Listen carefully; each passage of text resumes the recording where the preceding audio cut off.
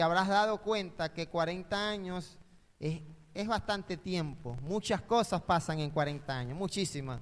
Personas vienen, personas se van, diferentes pastores han formado parte de la congregación, personas que solamente fueron de visita quizás 1 o 2 veces y más nunca volvieron, personas que también han sido bendecidas por medio de la iglesia de diferentes maneras, personas que han sido maltratadas por la iglesia también de diferentes maneras. Muchas cosas se dicen, muchas cosas se hacen, muchas veces se nos pasa el tiempo y no nos damos cuenta que con el pasar del tiempo se supone que una iglesia con 40 años debería ser más madura que al inicio, que en sus comienzos. Pero nos hemos dado cuenta que la madurez no únicamente viene con el tiempo, sino que también es una actitud de cada uno de nosotros que formamos parte de la iglesia de Cristo. Porque cuando celebramos 40 años, debemos recordar que sea que tengas una semana en la iglesia, 1 año, muchos años, el crecimiento y el desarrollo y la madurez de la iglesia va ligada con los integrantes de esa congregación.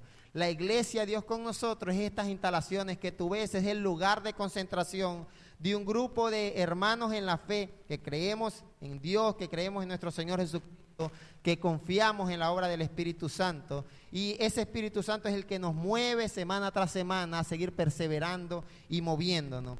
Pero nos damos cuenta que quizás muchas cosas no funcionan en estos 40 años, no funcionan como deberían funcionar y cometemos el error de responsabilizar a la iglesia como que si la iglesia fuera un ente que funciona de manera autónoma. No, la iglesia la hacemos funcionar primeramente el Espíritu Santo, pero tú eres parte de la iglesia y somos los responsables. Así como hace 40 años Dios estableció esta iglesia, pero utilizó siervos de Dios, mujeres de Dios para que esto se llevara a cabo. Porque la iglesia de Dios funciona bajo el poder del Espíritu Santo, pero también bajo las manos trabajadoras, hombres y mujeres, jóvenes y niños, que entienden el propósito por el cual Dios les ha puesto en este lugar, en este pueblo, en esta congregación. Así que creo que fue el día miércoles que les comentaba que sea que el día de hoy tú has venido a la iglesia, tú formas parte de la historia de la iglesia, Dios con nosotros, y alabamos al Señor por eso. Dice la palabra de Dios en Oseas capítulo 10, versículo 12, vamos a ponernos de pie, es el versículo lema de este mes aniversario. Oseas capítulo 10, versículo 12, es un versículo que tienes todo un mes para memorizar, es un versículo por medio del cual Dios te va a hablar también a nuestras vidas, y dice la palabra del Señor: siembren para ustedes justicia, cosechen el fruto del amor y pónganse a labrar el barbecho. Ya es tiempo de buscar al Señor. Me encanta que estos 3 mandatos están en signo de exclamación, es decir, es algo como contundente. No es como que ya se nos hizo la hora de ir el domingo para la iglesia. No, dice la palabra, ya es tiempo de buscar al Señor hasta que Él venga y les envíe lluvias de bendiciones. Di: Espíritu Santo, habla mi vida. Dilo con convicción, puedes tomar asiento. Es el versículo lema de este mes aniversario, donde vamos a compartir el evangelio, donde vamos a tener tiempos de compartir como hermanos en Cristo, vamos a tener bautizo, vamos a hacer una serie de cosas, de actividades, pero creo que este versículo es la clave de un pueblo, de una iglesia que tiene ya cierto tiempo funcionando. Cuando Dios da esta palabra al pueblo de Israel, Dios les está recriminando de que a este pueblo había dedicado gran parte de su vida a hacer cosas que no le daban fruto, a enfocarse quizás en lo económico, en trabajar la tierra, a enfocarse únicamente en sus propios afanes. Algunos estaban muy preocupados por la situación política del pueblo de Israel en esos tiempos. Estaban en opresión, estaban siendo esclavos de alguna manera, y se ocupaban tanto del entorno, de la esclavitud, de los problemas personales, que parece que se les había olvidado lo más importante. Y lo más importante para el pueblo de Dios es buscar al Señor. Y parece que ya es tiempo, le dice el Señor, ya como que ya dejen de hacer lo que están haciendo. Ya dejen de solamente ir a la iglesia, ya dejen solamente... Dios les recrimina de solamente ir a llevar el sacrificio al templo del Señor. Ya es tiempo de que hagan algo, es un llamado de atención. Y cuando habla de ya es tiempo, nos damos cuenta que el asunto no va comenzando, sino que como que se ha pasado el tiempo y como que no han hecho lo que se tiene que hacer.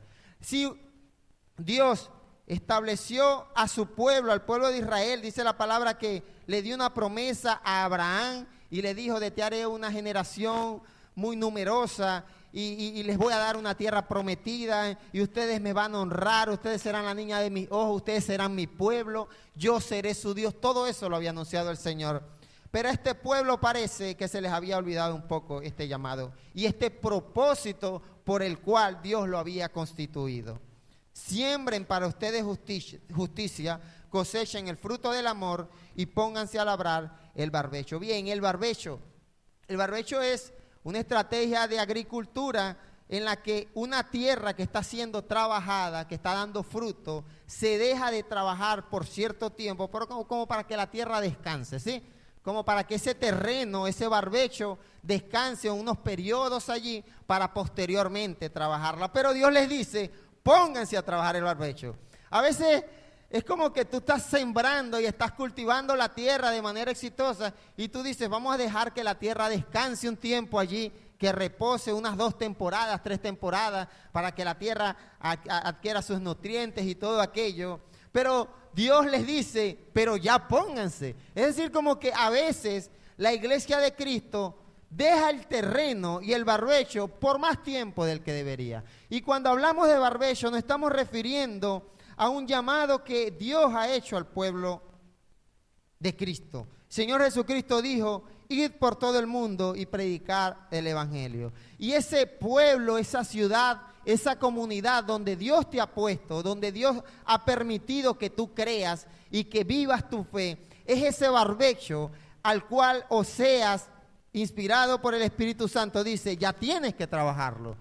Yo quiero que mires a tus vecinos de tu comunidad, tu cuadra, y tú veas eso como un terreno fértil, el cual tú tienes que trabajar, al cual tú tienes que hablarle de tu fe, al cual tú tienes que compartir con ellos un mensaje de salvación, un mensaje que alumbre sus vidas, porque es necesario y es el tiempo, creo en el Señor, que es el tiempo de que tú te pongas a labrar ese terreno. Creo que muchas veces se nos van los años y ese barbecho lo dejamos ya reposar más de lo que deberíamos, ¿sabes?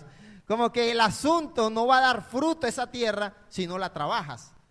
Si no cultivas la tierra, si no le dedicamos esfuerzo, trabajo, incluso costo económico, inversión, esa tierra no va a dar fruto. Solamente descansando, solamente siendo un barbecho, esa tierra no da fruto. Es parte del proceso de labrar la tierra, sí, es parte del proceso. Pero dejar a tu ciudad, a tu país, al pueblo donde Dios te ha puesto por mucho tiempo en un barbecho, significa que no estás dando fruto. Significa que la iglesia no puede crecer, porque es tiempo de que te pongas a labrar el barbecho. Gloria al Señor. Bien, una persona que quiero compartir parte de su historia muy conocida es Moisés, el famoso Moisés. Los que estudian la palabra dicen que la vida de Moisés se distribuye en 3 periodos de 40 años.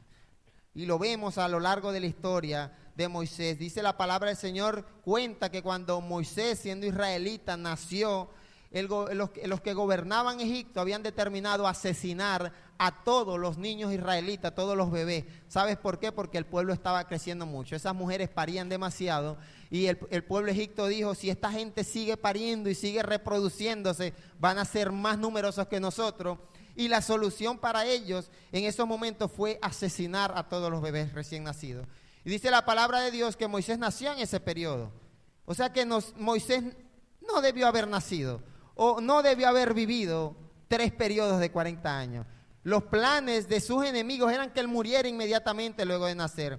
Y su primer periodo de vida fueron 40 años en el palacio del faraón en Egipto. Te recuerdo que su madre, y allí al ver que él había nacido y que estaba expenso a morir, dice la palabra que lo pusieron en una canasta, lo lanzaron a un río y bueno, la canasta se llevó el río, y dice la palabra del Señor que la hija de los gobernantes del faraón vio a ese bebé, no sé si sintió ternura, no sé si Moisés no lloraba, pero dice la palabra que lo cargó, y Moisés fue criado en el palacio del faraón por 40 años. Es decir, siendo israelita de nacimiento, siendo condenado a muerte antes de su nacimiento, el Señor le permite 40 años en el palacio del faraón.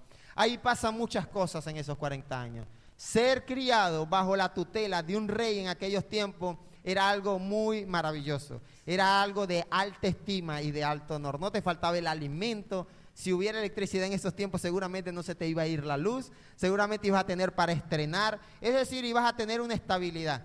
Ibas a tener ciertas comodidades. Además, en aquellos tiempos, los egipcios eran muy avanzados en educación. Eran personas que conocían mucha ciencia de aquellos tiempos, y formar parte de las personas que vivían en el palacio del faraón significaba que ibas a poder tener una buena educación, una educación calificada.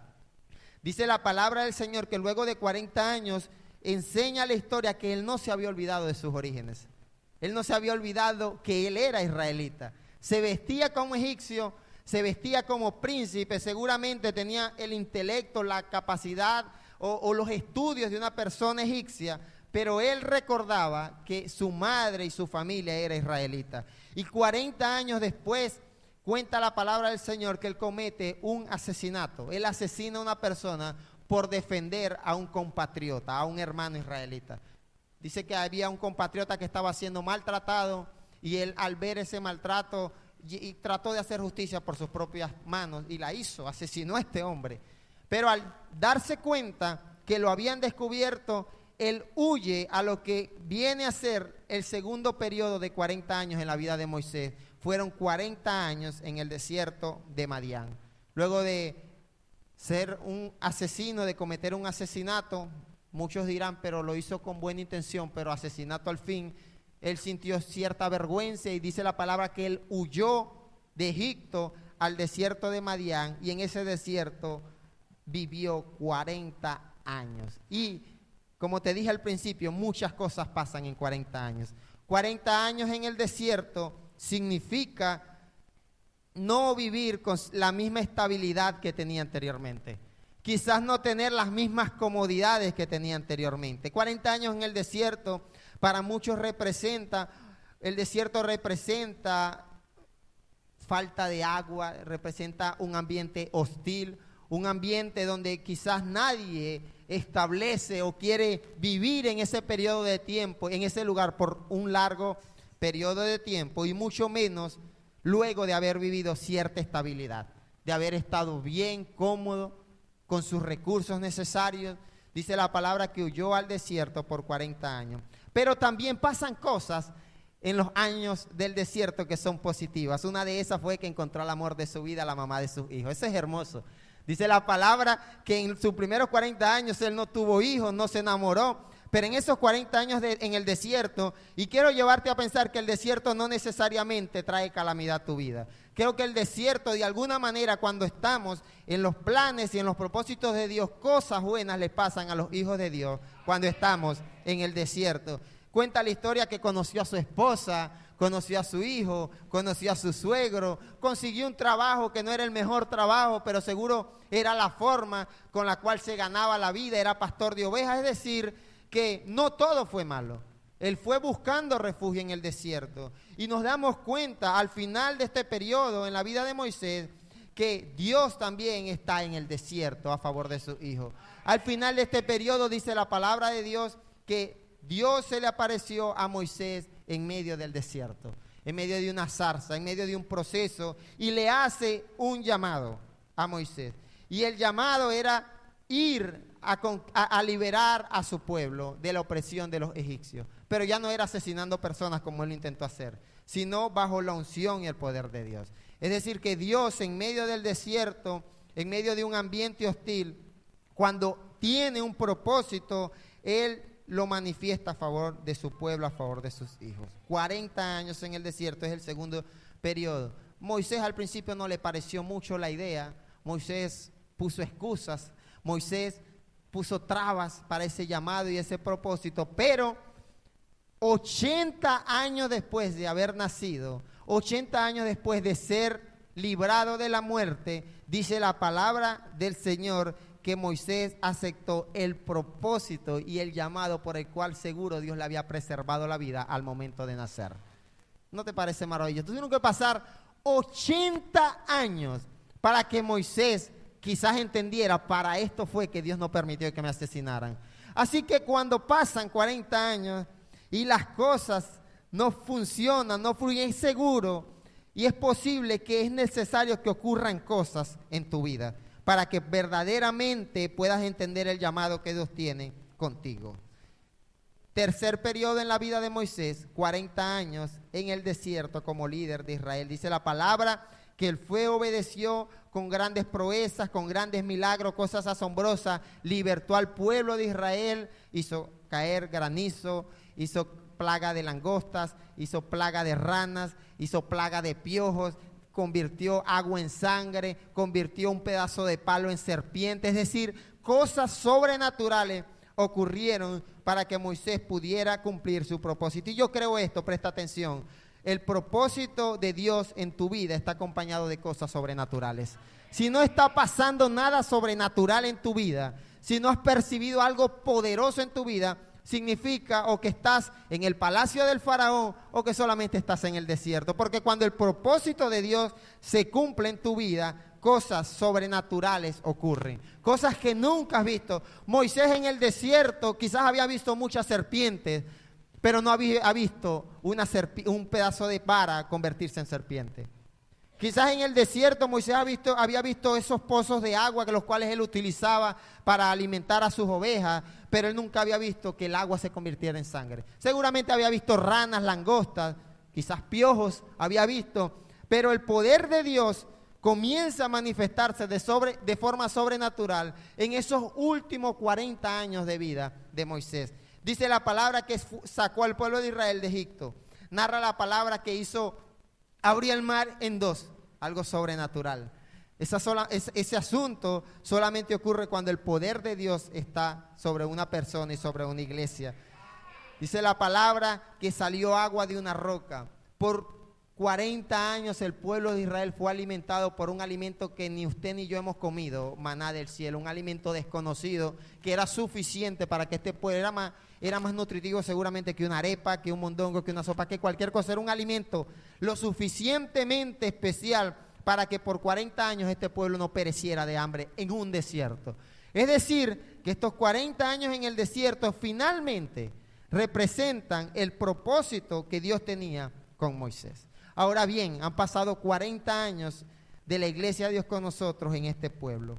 ¿Cuánto tiempo más debe pasar para que el propósito que Dios tiene con tu vida y con la iglesia se cumpla?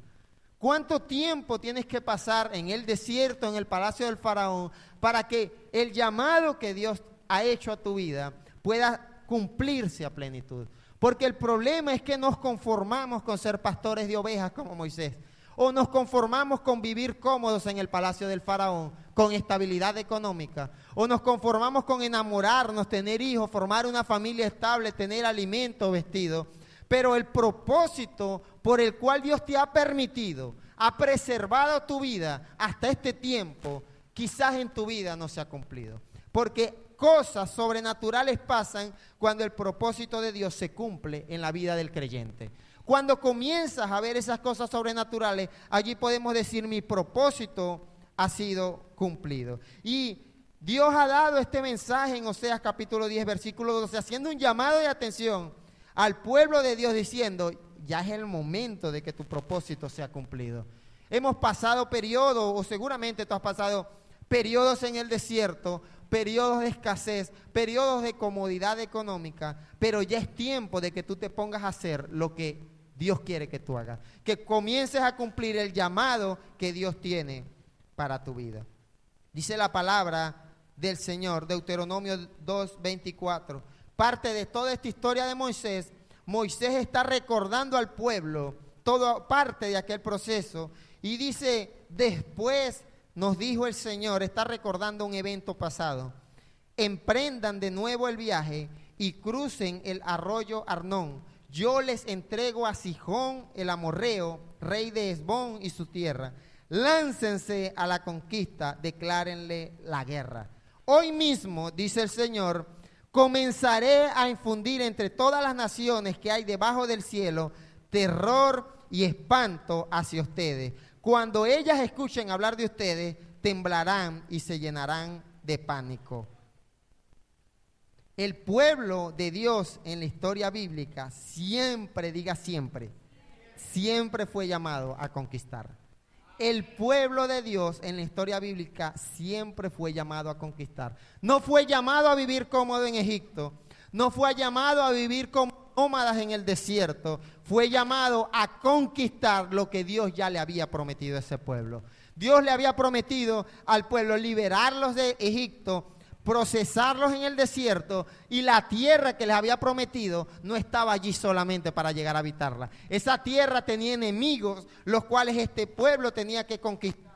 Creo que es el llamado de Dios, no solamente al pueblo de Israel, sino a la iglesia de Cristo. Es un llamado que ha sido desde el inicio del pueblo de Dios, es un llamado a conquistar, a alcanzar. Ya es tiempo. 40 años tuvieron que pasar para que este pueblo pudiera entender de que esa tierra tenían que ir a conquistarla. Producto de su desobediencia, producto de cosas malas que pasaron, producto de su falta de fe, muchas veces el pueblo no había entendido que ese era el llamado de Dios. No era solamente ver maná del cielo y darle gracias a Dios por los alimentos. Gloria a Dios porque Dios provee, porque Dios se manifiesta en provisión. Pero no era solamente que vivieras en el desierto comiendo maná, era que fueras a conquistar. Y hubo un hombre que sí entendió eso, llamado Caleb. Números 13:30 narra que Caleb hizo callar al pueblo ante Moisés y dijo: subamos a conquistar esa tierra, estoy seguro de que podremos hacerlo. Y hace falta hombres y mujeres que estén seguros de que pueden conquistar. Hace falta hombres y mujeres dentro del pueblo de Dios que estén convencidos y digan: vamos a conquistar, porque estoy seguro de que lo podremos hacer. Y Moisés dijo, Dios nos dijo que esa gente iba a ser conquistada. Dios nos dijo que esa gente va a temblar, el enemigo va a temblar de miedo cuando se entere de que nosotros vamos en su contra. Y el pueblo de Dios se le pasa el año, 2 años, 3 años, 10, 4 décadas muchas veces. El cristiano común no ha entendido ese llamado. No he entendido que estamos puestos, y si Dios te ha llamado es para que tú trates de conquistar, para que tú entiendas que ha sido un llamado eterno de parte de Dios para su pueblo. Dice Oseas, hasta que Él venga, tú y yo debemos labrar el barbecho, debemos trabajar esa tierra en la cual Dios nos ha puesto. Josué 13:1, Moisés fue el libertador. Josué representa el conquistador, el líder que Dios utilizó para verdaderamente conquistar. Y dice la palabra que cuando Josué ya era bastante anciano, el Señor le dijo, mira lo que le dijo Dios: ya estás muy viejo y todavía queda mucho territorio por conquistar. No sé si entiendes lo que Dios te está diciendo. Hay cosas que tú tienes que conquistar. Hay mucho por conquistar. Fíjate que Moisés no fue mucho de conquista. Moisés fue más de libertar al pueblo, de ver la gloria de Dios en el desierto, de abrir el mar, qué maravilloso, de ver maná del cielo. Es decir, cosas buenas pasaban en el desierto. Dios se manifestaba en el desierto a favor del pueblo. Pero Josué lleva a cabo 80 años después, 120 años después, porque ya pasaron los 3 periodos de Moisés, 120 años después, este pueblo comienza a conquistar, es decir, lo que debieron hacer inmediatamente después que salieron de Egipto.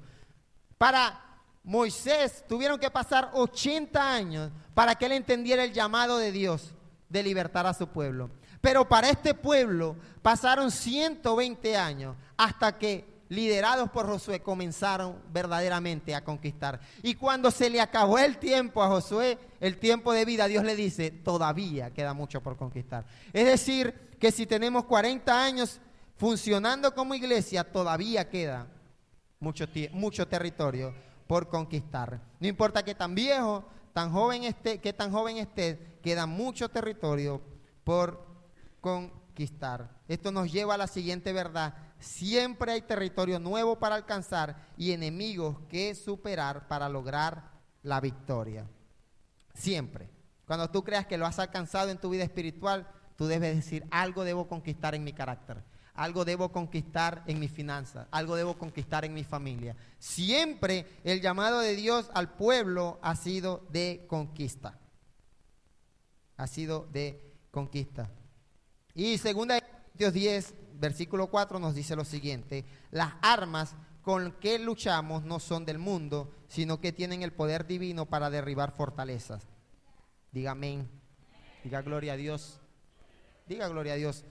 Destruimos argumentos y toda altivez que se levanta contra el conocimiento de Dios y llevamos cautivo todo pensamiento para que se someta a Cristo. Ahora bien, una conquista no se hace únicamente diciendo vamos a conquistar. En aquellos tiempos requería un ejército, requería planificación, requería recursos financieros. No sé si recuerdas aquella hermosa historia de los muros de Jericó. Estaba una ciudad allí amurallada y este pueblo iba a conquistar esa ciudad y necesitaban hacer algo, y Dios les dijo, requieren 7 días dándoles vuelta a aquellos muros. Y toda una situación en la que el pueblo, en ese momento específico de la historia, para poder conquistar, tuvieron que utilizar las herramientas que Dios les había dado. En ese momento le dijo: ustedes tienen pies, caminen alrededor de aquel terreno. Por una cantidad de días, al final tuvieron que dar un fuerte grito de júbilo y aquel territorio fue conquistado. Los muros de Jericó cayeron. ¿Por qué? Porque hubo un pueblo que entendió que ese territorio necesitaba ser conquistado, que iba a ser conquistado, y además utilizaron las herramientas que Dios ha puesto en nuestras manos. Y las armas, mis hermanos, con las que nosotros necesitamos llevar a cabo esta conquista no son humanas, no son carnales, dice la palabra del Señor, no son del mundo, sino que tienen el poder divino. Y cuando hablamos de poder divino, hablamos del poder de Dios manifestándose para que esas fortalezas puedan ser destruidas. Hay fortalezas de egoísmo que tienen que ser destruidas, fortalezas de apatía que deben ser destruidas, fortalezas de brujería que deben ser destruidas, fortalezas de vicios que deben ser destruidos. Pero Pablo está diciendo: las armas con las que nosotros vamos a destruir esa fortaleza no son humanas. Pero Pablo está convencido de eso. Como Caleb, él dijo: eso va a ser conquistado. Es decir, al momento de esta conquista no puede haber duda, debe haber una convicción de la iglesia de Cristo, de entender que las armas ya Dios las ha puesto. Y dice, versículo 5, destruimos, diga destruimos, con propiedad. Me encanta que él no dice van a destruir las armas, él dice nosotros que tenemos las armas de Dios, vamos a destruir, destruimos argumentos, pesimismo, toda altivez, toda rebeldía que se levanta contra el conocimiento de Dios. Una iglesia que entiende el llamado de Dios destruye. No dice, ay, es que la gente en este pueblo es idólatra. Destruimos esos argumentos de rebeldía. Cuando tú entiendes que tus armas con las que luchas no son del mundo, sino que tienen poder divino para derribar fortalezas. Llevamos, diga llevamos. Destruimos, y dice, llevamos cautivo todo pensamiento para que se someta a Cristo. Te lo explico claro. Si tus pensamientos no están sujetos a lo que Cristo quiere para tu vida, no tienes poder de Dios en tu vida. Porque la palabra me está diciendo que el poder divino que Dios me ha dado derriba, destruye y lleva cautivo todo pensamiento. Y que si estás pensando en pajaritos preñados y no estás pensando en el propósito de Dios para tu vida, lo que necesitas es entender el poder divino que debe actuar en la vida de un cristiano.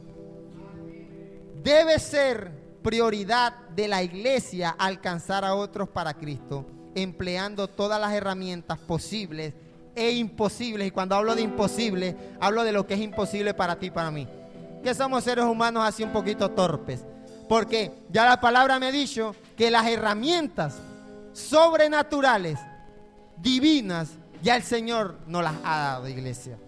Y cuando hablamos de conquistar en este tiempo, No significa que vamos aquí a hacerle la guerra al vecino para ampliar el local y nos vamos a apropiar de esa tierra. No, no significa eso. Significa que hay pueblo, hay comunidad, parte de la sociedad en la que nos encontramos, tiene una mente que no entiende el conocimiento de Dios.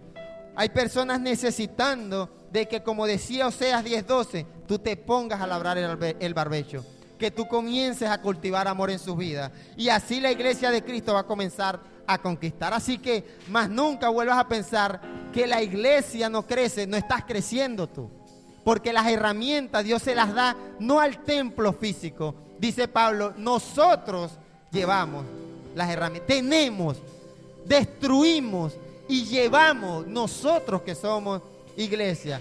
Y es tiempo de ir a alcanzar y conquistar a otros con el amor de Cristo. Es tiempo, personas que están necesitando que la luz de Cristo alumbre sus caminos, que la luz de la palabra pueda darle una luz, no al final del túnel, una luz allí permanente que pueda guiarles.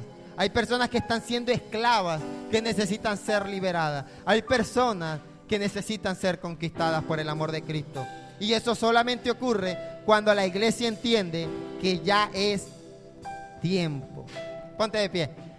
Dile al que tiene al lado, ya es tiempo. Ya es. Tiene por ahí una serie muy vieja, hace de muchos años, animada, llamada Pinky y Cerebro. Pinky y Cerebro eran dos ratones que vivían en laboratorios Acme. Vivían Pinky y Cerebro. Pinky era flaco y alto y era como tierno, como torpe, como inocente de la vida. Cerebro era un ratoncito pequeño, cabezón y gruñón. Y toda esta serie trata del deseo que tenía Cerebro de conquistar al mundo. Todos los episodios eran tratando él de conquistar al mundo. Y Pinky siempre le preguntaba a Cerebro, ¿qué vamos a hacer esta noche? Y Cerebro le decía lo mismo que hacemos todas las noches: tratar de conquistar al mundo. Él estaba convencido de que él tenía que hacerlo. Y hay un episodio que muestra donde Pinky le pregunta a Cerebro, tú estás afanoso por conquistar al mundo, pero nunca me has dicho de dónde surgió ese deseo, esa pasión de querer conquistar al mundo. Y Cerebro le narra que cuando él era un ratón pequeño, cabezón, pero bebé, él estaba en los laboratorios y estos científicos humanos lo utilizaban para hacer experimentos con aquellos ratones. Y en una oportunidad él narra que lo tomaron y lo metieron en una jaula, y él, siendo un ratón pequeño, cabezón, pero inocente, dice que le metieron un pedazo de queso en un plato y él se alegró mucho y él quería comer de aquel queso en su inocencia. Pero los científicos habían puesto electricidad en el plato para que cada vez que el ratón se acercara al queso saliera electrocutado y devolviera. El propósito de estos científicos era ver cuántas veces Cerebro iba a intentar comerse aquel queso aunque hubiera electricidad en el plato. Y Cerebro lo intentó la primera vez, lo intentó la segunda vez, lo intentó muchísimas veces, y al darse cuenta que no pudo, él dijo, ahorita no puedo.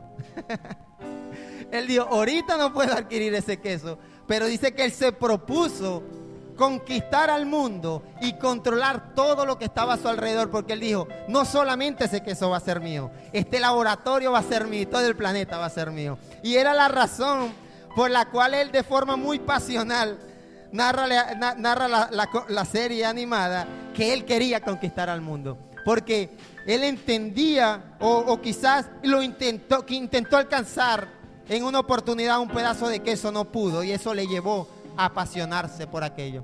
Y utilizaba herramientas muy locas, muy desordenadas. Quería, en cierta Navidad, fue y asaltó allá a Papá Noel y construyó unos robots con su cara, con su imagen, y en lugar de los regalos que Santa Claus le iba a llevar a los niños, le llevaron unos robots que él construyó, por medio de los cuales él iba a hipnotizar a toda la población. Es decir, el tipo estaba convencido de lo que quería hacer. Pero el pueblo de Dios es como el ratón cuando quiere agarrar el queso. Lo intenta una vez, si te da corriente, nos echamos para atrás. Hace falta gente como Cerebro en la iglesia de Cristo, que entiendan que el propósito de la iglesia de Cristo es tratar de conquistar al mundo. Y cuando te digan que vamos, ¿cuál es la planificación de esta semana? Usted diga lo mismo que hicimos la semana pasada, tratar de conquistar al mundo. Hechos 13:47 dice: así nos los ha mandado el Señor. Te he puesto por luz para las naciones, a fin de que lleves mi salvación hasta los confines de la tierra. Es decir, que este llamado no solamente es de una serie animada, el propósito de Dios y para lo que Dios te ha puesto es para que seas luz y para que lleves el mensaje de Cristo hasta los confines de la tierra. Así que, iglesia, es tiempo de, como la semana pasada, tratar de conquistar al mundo. Toma la mano de tu hermano y vamos a orar.